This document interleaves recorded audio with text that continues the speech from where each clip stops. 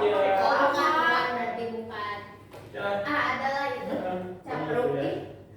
Nah, selanjutnya yang keempat itu ada penyedap. Fungsinya memberikan Menonjolkan rasa. Menonjolkan rasa. memberikan memberikan sama aja sih. Intinya ingin memunculkan, ya. Ingin ada rasanya. Sama ini juga ada alami. Alami itu banyak. Buatan coba alami apa aja? Rempah Tuh. Emang ada tuh. rasanya? Apa teh cikur? Tulang ayam. Tulang ayam kalau masukin langsung tulang ayam nggak bisa. Harus dikimanin dulu. Direbus. Ya, kaldunya bisa. Tapi itu menambah rugi boleh. Tapi yang utamanya itu adalah garam. Ya, Kalau sini lada. Ada bisa. Cabe. Kalau gula merah rasa. Cabai Cabe nggak kan keras. nambah pedes. Kalau gula merah Gula merah. pemanis. Kemudian tadi maksudnya rempah-rempah itu mungkin ke bawang-bawangan gitu ya, bawang putih juga bisa. Kemudian apa lagi? Yang bikin gurih itu kemudian ketumbar, gurih itu bisa. Ketumbar enak. Jadi pas awe bau hangit. Kalian pernah ngerasain Cikur itu bahasa Indonesia apa? kencur. Campur ya. Dan lain-lain masih banyak ya. Utamanya betul tadi rempah-rempah yang memberikan sedikit rasa lain selain manis dan asin. Yang buatan itu apa? MSG ya, betul. MSG kan dari tebu, Kak. Tapi dia penyedap. Ini picin. Picin MSG. MSG kemudian mononatrium glutamat sama ini monosodium glutamat atau sodium glutamat sama aja. Itu golongan MSG. Kalian pernah nonton Bon Appetit? Bon Appetit enggak, pernahnya yang ini loh. Bon Appetit yang Yang berry yang Bon Appetit. Kayak pernah dengar? Yang si Yuna ya, yang Yuna ya. Dia bikin Yang si Yuna. MSG ya. Ceritanya tuh kan si Yuna itu si tokoh utamanya itu dari masa depan. Terus dia terperangkap di masa lalu di zaman kerajaan Joseon. Lalu dia jadi koki di sana. Dia masak. Rajanya picky eater. Rajanya tahu rasa gitu ya, tahu rasa. Kalau picky eater tahu rasa dan dia bikin MSG itu dari campuran ikan teri kemudian Dihancurin buat kaldu. Nah ini, tapi itu alami ya kalau yang di film itu karena sumbernya dari bahan langsung. Nah MSG walaupun dari tebu, kenapa ini disebut buatan? Karena ada ultra prosesnya. Jadi di prosesnya panjang. Makanya dia masuknya ke rasa buatan. Oke. Selanjutnya apa lagi? Pemberi aroma. Ini. Kayu manis. Ya, kayu manis ada aromanya? Ada kan itu si Amo. Oh iya betul. Pemberi aroma. Harusnya kencur mah di pemberi aroma nggak sih? Ada rasanya juga. Bisa dua-duanya. Suka ngerasain nggak sih? Di sebelah itu ada rasa-rasa kencurnya. Iya. Kalau beda kencurnya itu nggak enak kan? Kalau kayak disebut dulu buat ini. Kalau yang aroma tadi apa? Banyak ya. Kayu manis. Kalau vanili apa? Vanili. Oh iya, vanilnya sebenarnya gini kan ya, yang kecil. Vanili itu hasil olahan. Warnanya. Vanilla itu buat kue. Ya. Buat Pandan juga ya. Yang punya kopi. Jahe bisa ke penyedap, bisa juga ke sini ya. Ada aroma dan lain-lain.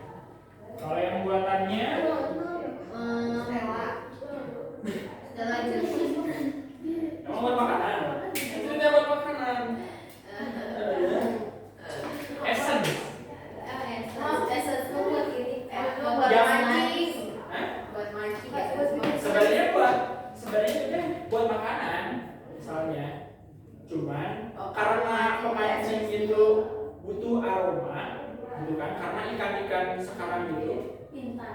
jadi pilih-pilih. Iya. Makanya dia butuh aroma buah. Jadi Jadi biasanya esen itu aroma buatan buah. Misalnya ada aroma pisang. ada tahu kan yang mau ketumbar juga? Yang apa? Buat Mau mancing? ketumbar iya. Buat mancing? Iya. Oh, baru tahu.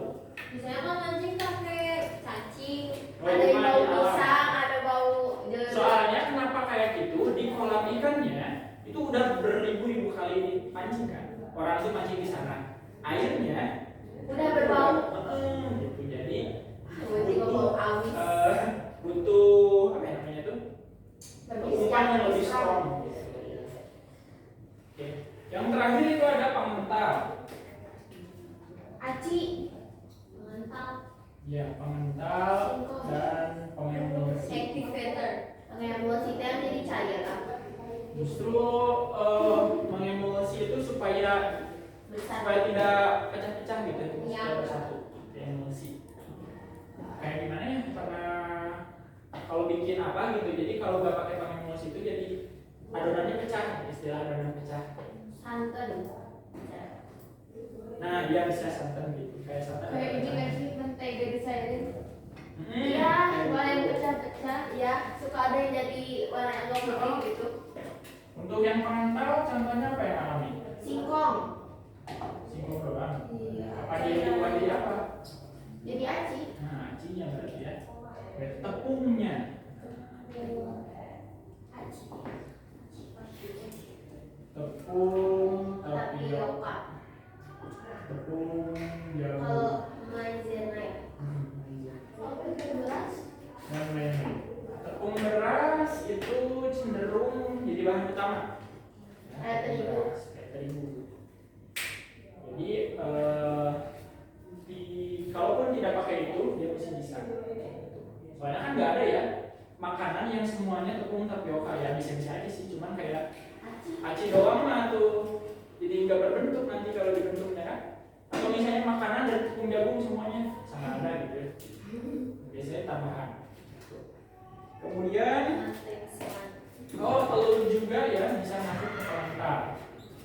Oh iya, diseblak kayak kamu dibentuk.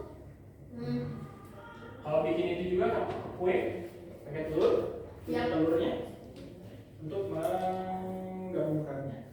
Lalu untuk yang buatannya itu ada propilen, namanya itu propilen glikol,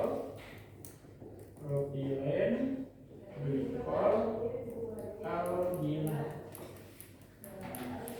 Ini yang pengental. Lalu yang kedua pengemulsi, itu yang alaminya Mentega. Udah nyeblak itu. ada yang disebut lecithin ya, Pak. Gara-gara dia ngelusuk lagi nih pengen. Kalau yang buatannya itu polisorbat. Poli. Sorbat. Aduk-aduk Polisorbat. di mana? Di bawah situ, ayo. Oke, jadi ini ya.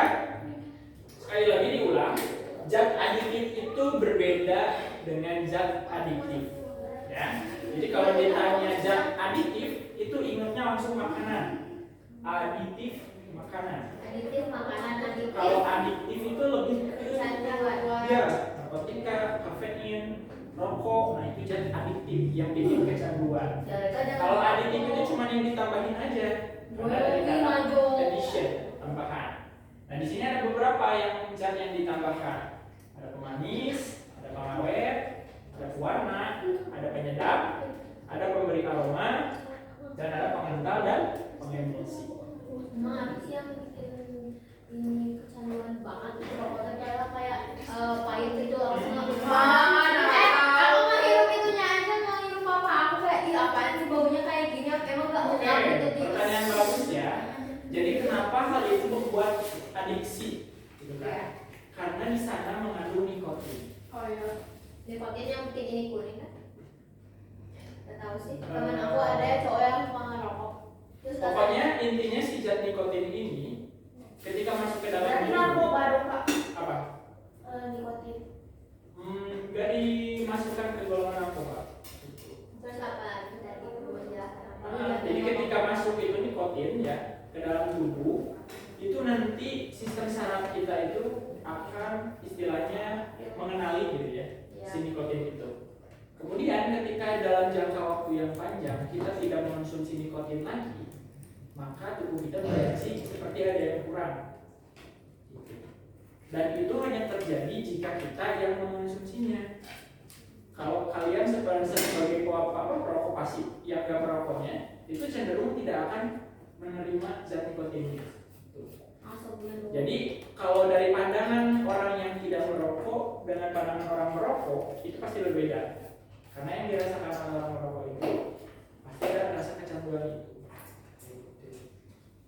Nah itu yang salah satu yang menyebabkan bahayanya.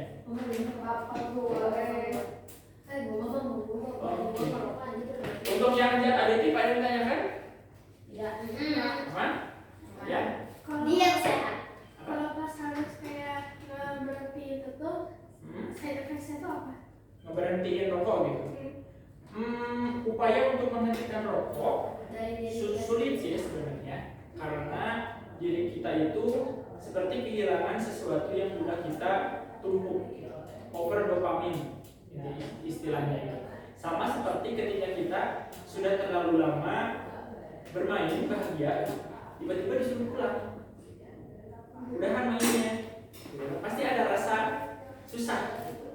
Nah biasanya side effect yang pertama kali muncul adalah gelisah, kemudian tidak terkontrol emosinya.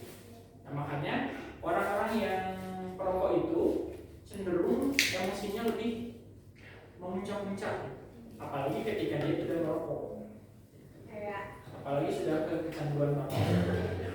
Makanya diusahakan jangan sampai ngerokok, jangan dia ngerokok. Apa anda? Aku aja ngehirup asap juga.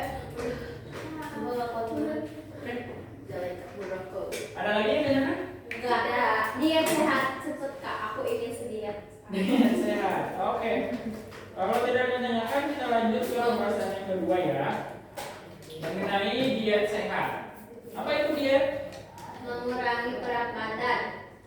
Salah. Mengurangi kalori. Diet. Makan sehat. Mengurangi sesuatu kayak jenis makanan dari makan apa dari itu kamu Bisa. Membakar kalori. Membakar kalori bisa. Diet. Nah tapi kalian harus tahu dulu nih, kata diet atau diet itu berasal dari kata makan. Jadi intinya diet itu Makan sehat. Kak, aku dari tadi. jadi diet itu makan intinya. Diet itu secara bahasa ya, diet itu makan. Nah tapi dalam perkembangan di sosial, terutama di kita, diet itu selalu dikaitkan tadi dengan usaha-usaha yang dilakukan manusia untuk mengontrol asupan makanannya, mengontrol asupan makan. Kira-kira kenapa makan itu harus dikontrol? Biar enggak penumpukan lemak. Biar nggak penumpukan lemak. Kenapa bisa terjadi penumpukan lemak? karena terlalu banyak makan yang kayak banyak kalori. Terlalu banyak makan yang berkalori. Dan satu lagi, Nggak diatur. Jadi susah. satu lagi, Apa?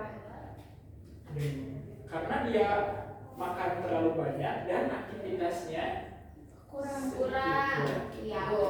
Jadi jangan salah ya, kalau misalnya ada orang yang makannya banyak, itu jangan dulu disalahin.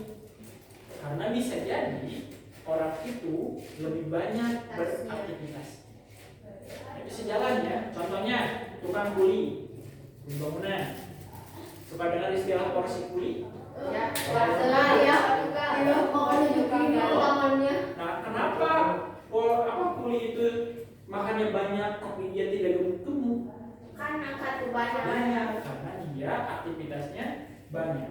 Nah, jadi setelah kalian mempelajari ini, kalian harus tahu bahwa mengonsumsi kalori banyak itu tidak selamanya salah. Nah, jadi kalori masuk itu, ya udah pernah. Kalau atlet juga bisa kan? Ya, kamu ada kan makan dada ayam sehari berapa ratus gram? Si Disi makan dada ayam di blender. Siapa?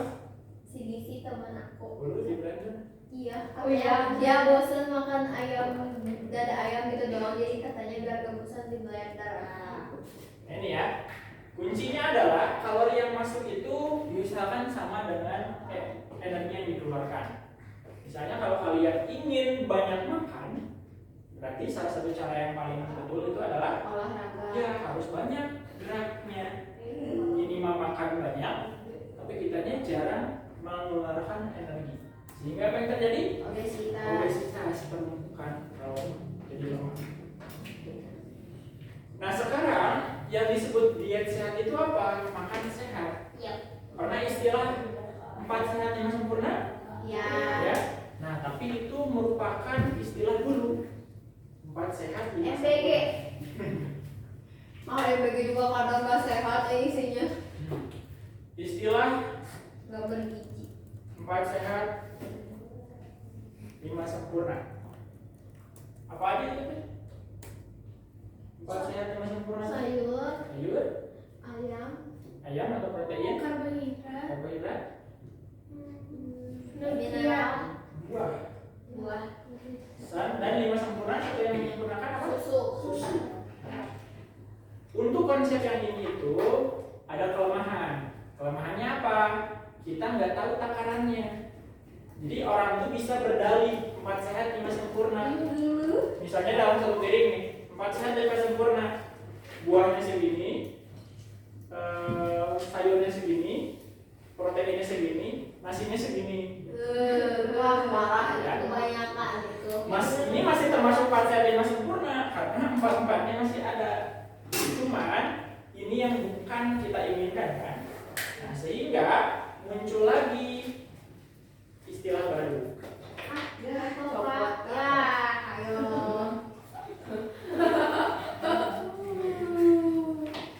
Istilah baru. Yaitu piring makan. Piring makan. Oh, yang kata Miss Zulfa ya. Ada nggak sih pernah dibahas? Oh iya. Yang segitiga, bukan segitiga. Yang ini. Yang Betul. Jadi caranya tuh si piring dibagi dua. terus Kan? Di nasi. Di sini. Terus itunya juga di situ. di situ. Nah, Ini apa ini? protein, Karbohidrat. Ya makanan pokok, karbo. karbo. Nah, itu my plate, Pokok. Oh ini apa ini? Protein tadi. protein, Oh di sini? Sayuran. Sayur apa buah? buah, Buah. buat ini Di sini sayur, baru sayur. PPT yang Zulfa. iya, Ya. Dan di sini susu, Susu. baby. Nah, kalau pakai yang ini itu lebih jelas takarannya. Jadi takaran untuk karbohidrat itu setengah piring lebih sedikit. Mikir, Jadi kalau ada piring setengah piring itu untuk karbo tapi dibagi dua. Senang bilang itu. Ya. Kemudian di sini untuk protein buah dan sayur. Kalau karbo misalnya nggak ada nasi bisa diganti apa? kentang, jagung, singkong, ubi. Ubi. Itu yang makanan guru teh apa yang kemarin waktu itu dibahas? Itu apa teh? Lu teh bilang juga lu pernah makan itu. Iya emang sorghum. Sorghum. Sama yang buat papeda itu Sagu. Wah, smart gua. roti juga ya bisa ke bahan pokok. Kalau protein ada apa? Ada ayam dan nabati. Yang hewani ayam, Ayam, daging, daging kambing, daging sapi, sapi, daging kerbau, daging unta, daging unta, babi, daging babi. haram. Tapi haram betul. Itu konteksnya beda lagi. Konteksnya sudah keagamaan. Tapi kalau dari sisi proteinnya itu ada protein. Kalau yang protein nabati, Tahu, susu kedelai, tempe, susu kedelai. Apalagi protein nabati.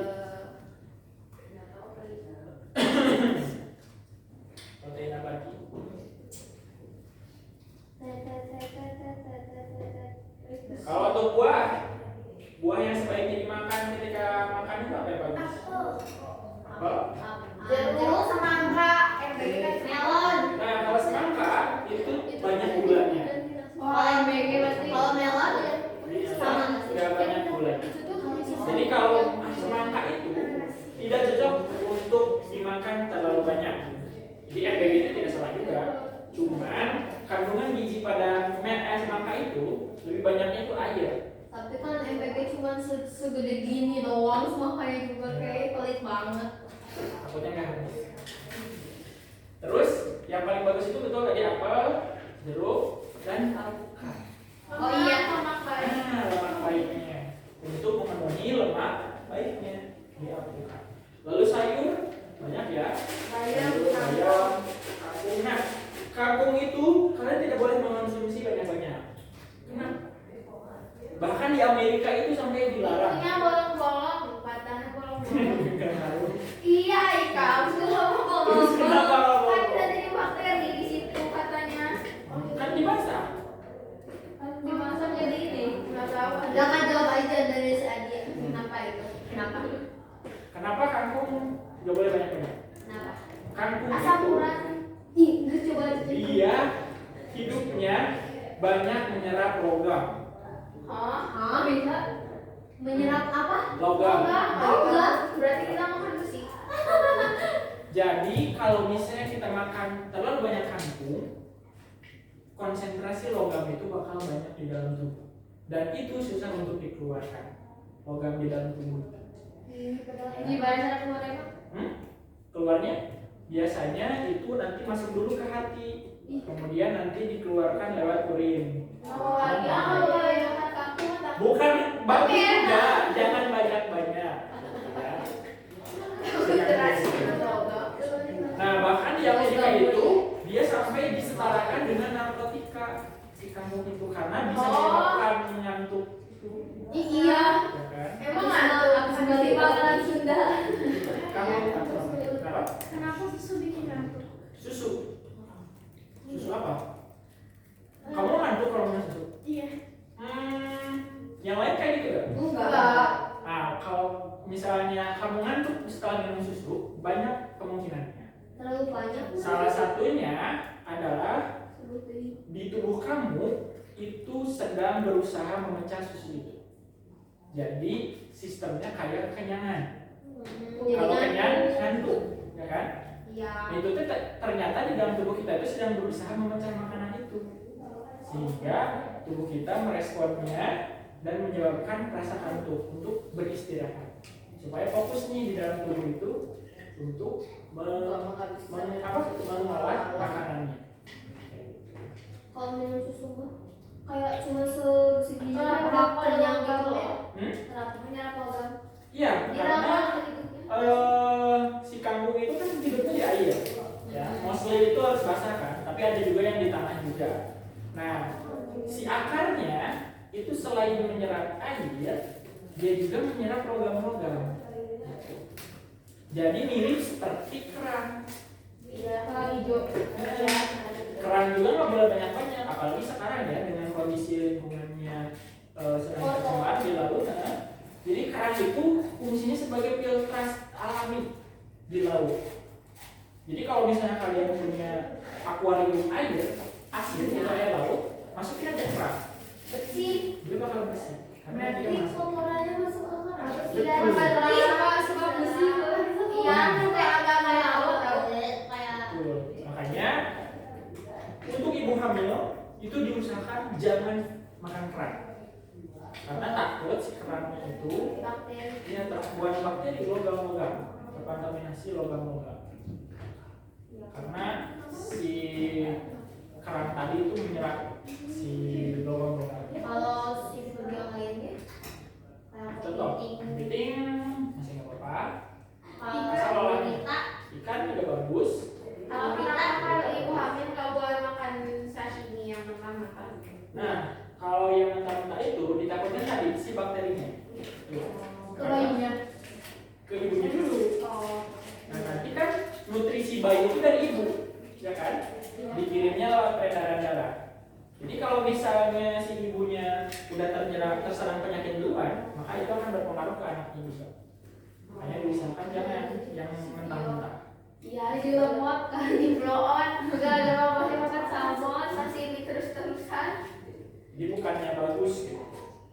Walaupun misalnya kita menganggap satu makanan itu bagus, tapi kalau itu berlebihan juga bakal jadi tidak bagus. Iya, segala sesuatu yang berlebihan tidak baik aja. Betul.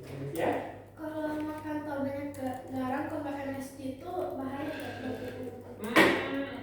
Bukan hanya garam, apapun juga kalau terlalu banyak itu bahaya. Kalau garam, misalnya terlalu banyak itu, yang paling berpengaruh itu ke tekanan darah dulu. Ya, tekanan darah jadi meningkat.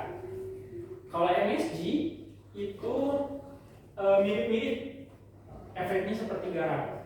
Ketika terlalu banyak, ya, berpengaruh ke peredaran darah. Jadi memang segala sesuatu itu jangan terlalu berlebihan. Iya, betul. Ada lagi yang tanya